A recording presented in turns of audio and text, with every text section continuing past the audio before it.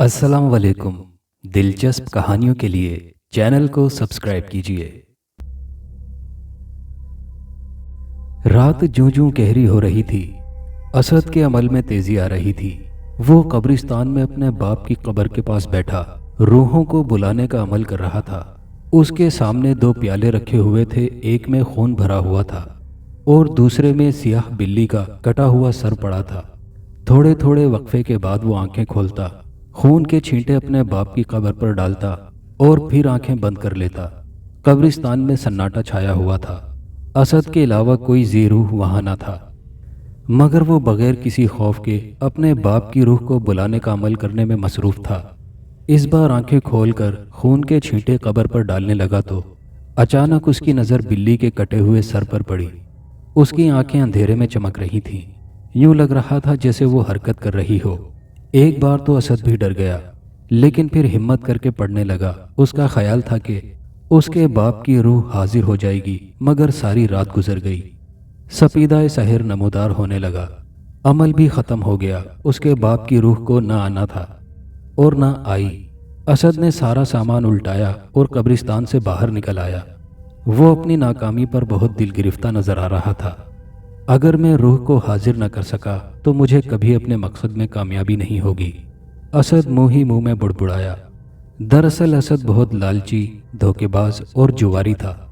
उसके बाप ने मरते वक्त करोड़ों की जायदाद छोड़ी थी, जो उसने और उसके भाई जब्बार ने बराबर बराबर तकसीम कर ली थी।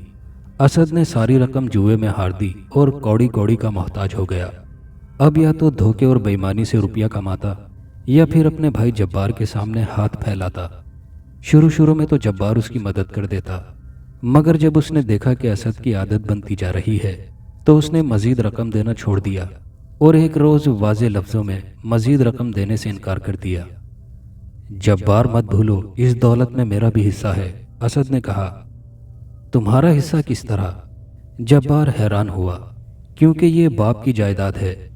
बाबा ने मरते वक्त कोई वसीयत नहीं की थी। हमने कानून के मुताबिक जायदाद बराबर तकसीम कर ली। तुमने उसे ज़ाया कर दिया और मैंने उससे कारोबार कर लिया, इसलिए आज मैं कामयाब बिजनेसमैन हूँ और तुम कंगाल हो। जब्बार ने कहा, तुम अच्छी तरह जानते हो कि बाबा मुझसे बहुत ज़्यादा मोहब्बत करते थे। एक हादसे में अचानक उनका इंतकाल ना होता और उन्हें वसीयत करने का मौका मिल जाता तो वो सारी जायदाद मेरे नाम कर देते। क्यों? क्या मैं उनका बेटा नहीं? मुझे यकीन है कि वो कभी ऐसी नाइंसाफ़ी ना करते। जब्बार ने कहा, उन्होंने एक बार ये कहा था। असद ने झूठ गढ़ा। कहने से क्या होता है, कोई लिखी हुई तहरीर होती तो कोई बात भी होती। जब्बार ने कहा, मैं तुम्हें ऐसी तहरीर भी ला दूंगा। असद ने गुस्से से कहा, लेकिन वो ऐसी तहरीर कहाँ से लाता? उसके बाप ने तो ऐसी कोई तहरीर दी ही नहीं थी। एक दिन यूं ही बैठे बैठे उसके जहन में शैतानी ख्याल आया कि अगर किसी तरह वो अपने बाप की रूह को बुला ले और उसे ऐसी तहरीर लिखवा ले तो जब्बार की सारी दौलत पर कब्जा हो सकता है। वो मुख्तलिफ आमिलों से मिला, मगर कोई भी उसके बाप की रूह को ना बुला सका। उसने बहुत सी पुरानी अफ्रीकी और यूनानी जादू की किताबें पढ़ी और मुख्तलिफ किस्म के अमल करना शुरू किए, मगर कोई फ़ायदा ना हुआ। जब वो मायूस हो चुका था तो एक रोज़ उसकी निगाह रूह के माहिर अमलियात के इश्तिहार पर पड़ी, जो उसने अखबार में देखा था। उसका दावा था कि वो चंद सेकंड के अंदर अंदर रूहों को हाजिर कर लेता है और जो लोग अपने रिश्तेदारों की रूहों से मिलना चाहते हैं वो उससे राब्ता कायम करें। ये इश्तिहार पढ़ते ही असद की आंखें खुशी से चमकने लगीं। उसे यकीन था कि जब उसके बाप की रूह हाजिर होगी तो वो उसे यकीनन ऐसी तहरीर दे देगी जिसकी रूह से असद उसकी सारी जायदाद का वारिस बन सके। वो बंगाली माहिर अमलियात के पास गया और अपने बाप की रूह से मिलने की ख्वाहिश का इजहार किया। तुम मेरी फ़ीस अदा कर दो और अपने बाप की रूह से मिल लो। आमिल ने कहा, मैं ये मुलाकात तन्हाई में करना चाहता हूँ। असद ने कहा, यह मुमकिन नहीं, अमल मैं कर रहा हूँगा। तो फिर तुम तन्हाई में कैसे मिल सकते हो? आमिल ने कहा।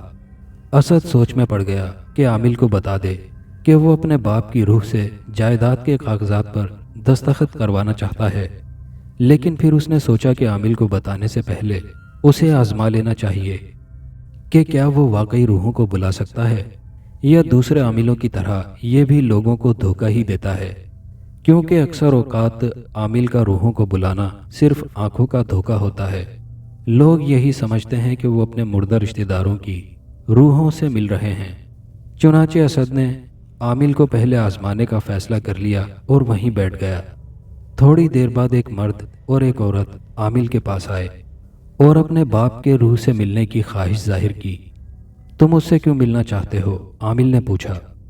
हम दोनों बहन भाई हैं और उसे बताना चाहते हैं कि हमने उनकी जायदाद उनकी वसीयत के मुताबिक तकसीम कर ली है और अब हम खुशो खुर्रम जिंदगी गुजार रहे हैं। खातून ने कहा, ठीक है, मैं तुम्हारे बाप की रूह को अभी बुला देता हूँ।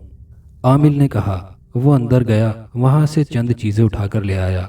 औरत और मर्द को उसने कमरे के एक कोने में बिठा दिया और वो चीजें भी अपने सामने रख ली जो अंदर से लेकर आया था। वो एक सफेद शीशे की गेंद थी। दूसरी चीज एक प्याला था जिसमें खून भरा हुआ था। असद बड़ी दिलचस्पी से ये सब देख रहा था। तुम यहां से जाओ, आमिल ने अमल शुरू करने से पहले कहा।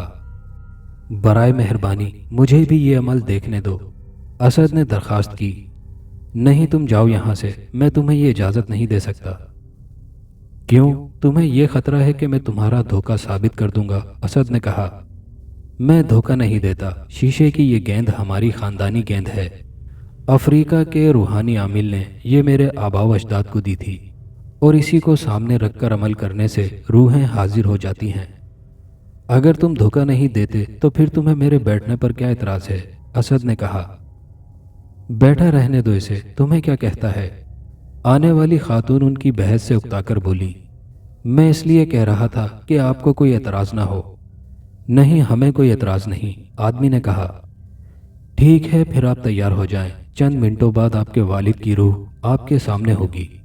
आमिल ने मंतर पढ़ना शुरू किया। बज़ाहिर तो उसके लफ्ज़ बेमाने थे और कोई भी उन्हें समझ नहीं सकता था, लेकिन असद समझ रहा था क्योंकि ये वही मंतर था जो वो कई रातों तक कब्रिस्तान में बैठकर पढ़ता रहा था, मगर अपने बाप की रूह बुलाने में कामयाब न हो सका था। आमिल ने चंद लम्हों बाद खून का प्याला उस सफ़ेद शीशे की गेंद पर उलट दिया। गेंद बिल्कुल सुर्ख हो गई और फिर उन बहन भाई के वालिद की रूह आ गई। और ये यकीनन उस शीशे की गेंद का करिश्मा था, वरना यही मंतर असद ने भी पढ़ा था। रूह के आते ही खातून बोली, पापा, हम आपको बताना चाहते थे कि हमने आपकी वसीयत पर पूरी तरह अमल किया और हम बहुत खुश हैं। क्या आप हमसे खुश हैं? मुझे खुशी है कि मैं तुम्हें मरने के बाद भी याद रहा और तुम्हें मेरी खुशी का ख्याल है। मेरी दुआ है कि तुम हमेशा खुश व खुर्रम रहो और आपस में प्यार मोहब्बत से रहो। उसके बाद उन्होंने चंद और बातें की और आमिल का शुक्रिया अदा करके चले गए। अब तो यकीन आ गया तुम्हें कि मैं वाकई रूहों को बुला सकता हूँ, आमिल ने कहा। हाँ, ये तो यकीन आ गया, लेकिन क्या तुम मुझे ये गेंद कुछ अरसे के लिए उधार दे सकते हो? मैं जल्द वापस कर दूंगा। नहीं, मैं ये हरगिज नहीं दे सकता, आमिल ने साफ इनकार किया। सिर्फ 1 घंटे के लिए दे दो, मैं तुम्हें इसके एवज मुंह मांगी रकम दूंगा, असद ने कहा। उसने सोचा था इस तरह तन्हाई में वो अपने बाप की रूह से मिलकर कागजात पर दस्तखत करवा लेगा और किसी को पता भी नहीं चलेगा और उसे कोई खतरा भी नहीं होगा। मेरा जवाब इनकार में ही है, आमिल ने कहा और गेंद उठाकर दूसरे कमरे में जाने लगा। रूह के जाने के बाद वो फिर शीशे की गेंद बन गई थी और खून का कोई धब्बा उस पर नजर नहीं आ रहा था। रुक जा बंगाली, वरना मैं तुम्हें गोली मार दूंगा, असद ने फौरन पिस्तौल निकाल लिया। आमिल बंगाली ने मुड़कर देखा और ठहर गया। ला, अब ये गेंद मुझे दे दे, असद ने कहा। मैंने तुम्हें बताया था कि ये एक अफ्रीकी आमिल ने मेरे आबाओ अजदाद को दी थी। अगर कोई गैर शख्स इसे इस्तेमाल करेगा तो वो मर जाएगा और ये गेंद वापस मेरे पास आ जाएगी, आमिल ने कहा। मुझे खामखा डराने की कोशिश मत करो, मैंने कहा है ना, मैं ये गेंद तुम्हें वापस कर दूंगा। असद ने आगे बढ़कर आमिल के हाथ से गेंद ले ली। आमिल उसे रोकता रहा, मगर असद सुनी अनसुनी करके आ गया। अपने घर पहुंचकर उसने एक प्याले में बकरे का खून डाला और गेंद सामने रखकर मंतर पढ़ना शुरू कर दिया। जो ही उसने गेंद पर खून का प्याला उल्टा, घुप अंधेरा छा गया। काफी देर तक असद कुछ ना देख सका। फिर आहिस्ता आहिस्ता अंधेरा छटा और रोशनी हो गई। असद ने देखा اس کے باپ کی روح اس کے سامنے کھڑی تھی۔ تم نے مجھے کیوں بلایا؟ روح نے پوچھا۔ بابا جانی، میں تباہ ہو گیا، برباد ہو گیا۔ جبار نے آپ کی ساری جائیداد پر قبضہ کر لیا ہے۔ آپ ان کاغذات پر دستخط کر دیں تاکہ جائیداد مجھے مل جائے۔ آپ تو مجھ سے بہت محبت کرتے تھے، دیکھیے اب آپ کا لاڈلا بیٹا کنگال ہو گیا ہے۔ جبار مجھے کچھ نہیں دیتا۔ اسد نے جھوٹ موٹ روتے ہوئے کہا۔ جھوٹ بولتے ہو، جبار نے تمہیں جائیداد میں برابر کا حصہ دیا تھا جو تم نے جوئے میں ہار دیا، اور اب تمہاری نظر جبار کی دولت پر ہے۔ روح نے کہا۔ نہیں بابا جانی، آپ غلط سمجھ رہے ہیں، میں صرف وہ جائیداد مانگ رہا ہوں جو آپ کی تھی۔ اسد نے کہا۔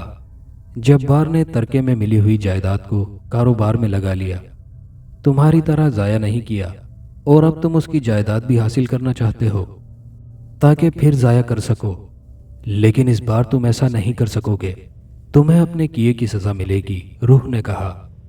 نہیں بابا جانی نہیں، اسد چلایا۔ تمہیں سزا ضرور ملے گی، روح نے کہا اور غائب ہو گئی۔ اگلے ہی لمحے اسد کے سامنے ایک ڈھانچہ آ گیا، اس پر مٹی کی تہ جمی ہوئی تھی، اس کے لمبے لمبے دانت خون سے سرخ ہو رہے تھے۔ اسد اسے دیکھتے ہی بھاگ کھڑا ہوا، لیکن دروازے پر پہنچا تو ڈھانچہ وہاں پہلے سے ہی موجود تھا اور کہے لگا رہا تھا، اب تم نہیں بچ سکتے۔ اسد واپس کمرے کی طرف بھاگا اور کمرے میں داخل ہوتے ہی دروازہ بند کر دیا، لیکن جب مڑ کر دیکھا تو ڈھانچہ وہاں بھی موجود تھا۔ اس نے جیب سے پستول نکالا اور ڈھانچے پر گولیاں چلا دیں، لیکن ڈھانچہ مزے سے کھڑا رہا۔ ساری گولیاں ختم ہو گئیں مگر ڈھانچے کو کوئی نقصان نہ پہنچا۔ اسد نے کرسی اٹھا کر ڈھانچے پر دے ماری، ڈھانچے نے کرسی کو ایک کھلونے کی طرح توڑ دیا اور اسد کی طرف بڑھنے لگا۔